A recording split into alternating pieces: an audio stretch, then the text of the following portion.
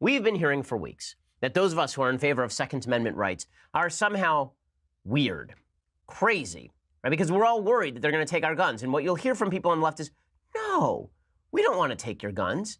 No, we're not interested in taking your guns. Why would we want to take your guns under any... No. And then, of course, they argue that they want to take our guns. The latest example of this comes courtesy of former Supreme Court Justice John Paul Stevens. So John Paul Stevens was appointed by Republicans, and then he proceeded to govern left of Ruth Bader Ginsburg. That is not a joke. If you actually look, people have charted how particular justices govern and rule from the bench. John Paul Stevens was one of the most liberal members of the court for nearly his entire tenure. He was one of the worst picks. I believe he was appointed by President Reagan, one of the worst picks of President Reagan, and he has just been disastrous. In fact, I'm going to check that real fact, that he was appointed by, he might have been appointed by Nixon. He was appointed by President Nixon. Gerald Ford. He was appointed by Gerald Ford, but he was one of Gerald Ford's worst moves. And now he has an op-ed in the New York Times literally titled Repeal the Second Amendment, which makes the second op-ed in the New York Times in the last 2 years, calling for full repeal of the Second Amendment after Bret Stephens wrote the same thing, and Bret is their in-house conservative over there. So John Paul Stevens writes this full op-ed about why we should get rid of the Second Amendment entirely. First of all, completely unrealistic. In order to pass a constitutional amendment, you require 2/3 approval of each House of Congress plus 3/4 of all state legislatures. Look at a map. It's all red. Okay, there are 30-some governors in the United States who are Republican.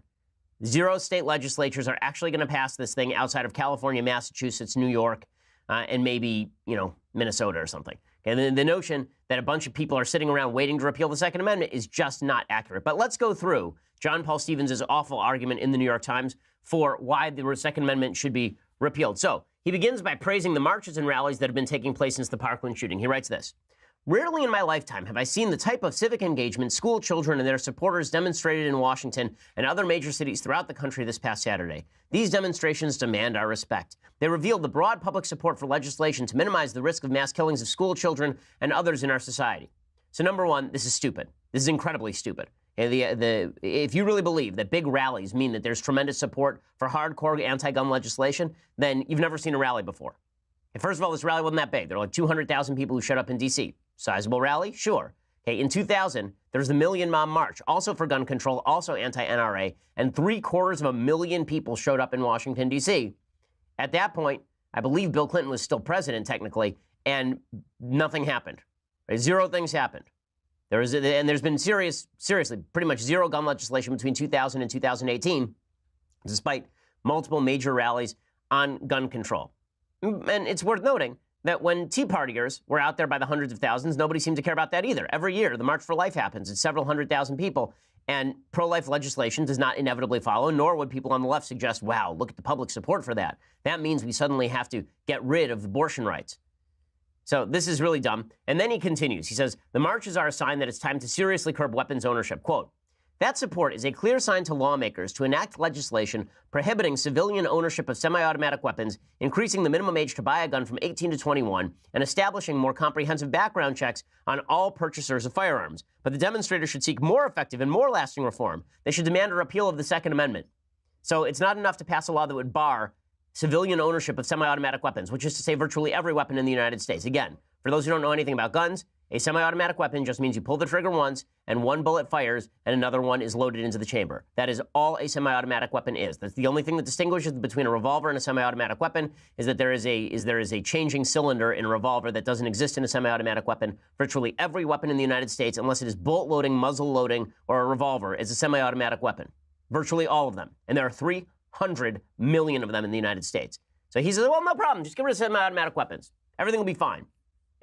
Yeah, good luck with that one. Okay, but then he says that he wants the Second Amendment gone. So it's not enough to just get rid. And then I love this, that the left keeps saying that we're just idly worried about Second Amendment rights being violated. We're not. We can have common sense gun regulations. Yeah, at least Stevens is being honest. At least he's being honest. So he says, let's get rid of the Second Amendment entirely. He says, quote, "Concern that a national standing army might pose a threat to the security of the separate states led to the adoption of that amendment, which provides that, quote, a well-regulated militia being necessary to the security of a free state, the right of the people to keep and bear arms shall not be infringed. Today, that concern is a relic of the 18th century." Well, no, it isn't. Okay, the concern that the federal government would invade our rights in a really egregious manner and that we might need guns to protect ourselves, I'm wondering how that's a relic of the 18th century when we have had, beyond the 18th century, full-on slavery in the United States, Jim Crow, removal of gun rights from black folks, removal of gun rights from a wide variety of people, including Japanese Americans during World War II, and the forcible imprisonment of Japanese during World War II. It seems to me that an armed population is a better guarantee than sitting around thinking that the government will never go tyrannical. It just is. That's not to suggest that every armed rebellion is good or that it will end well or that armed rebellions are largely successful. But one of the reasons that the government doesn't go full tyrannical is because they know that there are 100 million people in the United States who own guns. Try telling a bunch of Texans they're not violating their rights when you say you want to go into their basement and take out all of their guns. Again, good luck with that. This concern is, you know how historically ignorant you have to be to believe that it's a relic of the 18th century to worry about centralized government taking your guns and then invading your rights? Okay, it's happened in virtually every tyrannical country. It's happened in China. It has happened in the Soviet Union. It's happened in Nazi Germany. This sort of stuff happens all the time, routinely, a lot. Okay, so then he continues, he says, for over 200 years after the adoption of the Second Amendment, it was uniformly understood as not placing any limit on either federal or state authority to enact gun control legislation. In 1939, the Supreme Court unanimously held that Congress could prohibit the possession of a sawed-off shotgun because that weapon had no reasonable relation to the preservation or efficiency of a quote-unquote well-regulated militia. Well, that's not even a real reading of the case. That's a bad reading of the case. If the idea here is that you have to be a member of the militia in order to carry a gun, that is absolutely untrue. It is not true at the time of the founding. It is not true throughout American history. It's not even true in the case that Stevens is citing. Stevens was a bad Supreme Court justice, and he is an ignoramus when it comes to actual jurisprudence. Okay, the case he's citing is United States versus Miller in 1939. Justice Scalia explained this case to Stevens in his opinion in Heller versus D.C. He said, quote, Miller did not hold that and cannot be possibly read to have held that. Quote, the judgment in the case upheld against a Second Amendment challenge two men's federal convictions for transporting an unregistered short-barreled shotgun in interstate commerce in violation of the National Firearms Act. It is entirely clear that the court's basis for saying the Second Amendment did not apply was not that the defendants were bearing arms not for military purposes. Rather, it was the type of weapon at issue was not eligible for the Second Amendment protection. This holding is not only consistent with, but positively suggests that the Second Amendment confers an individual right to keep and bear arms, though only arms that have some reasonable relationship to the preservation or efficiency of a well-regulated militia. Had the court believed that the Second Amendment protects only those serving in the militia, it would have been odd to examine the character of the weapon rather than simply note that the two crooks were not militiamen. Furthermore, this has been understood for literally hundreds of years.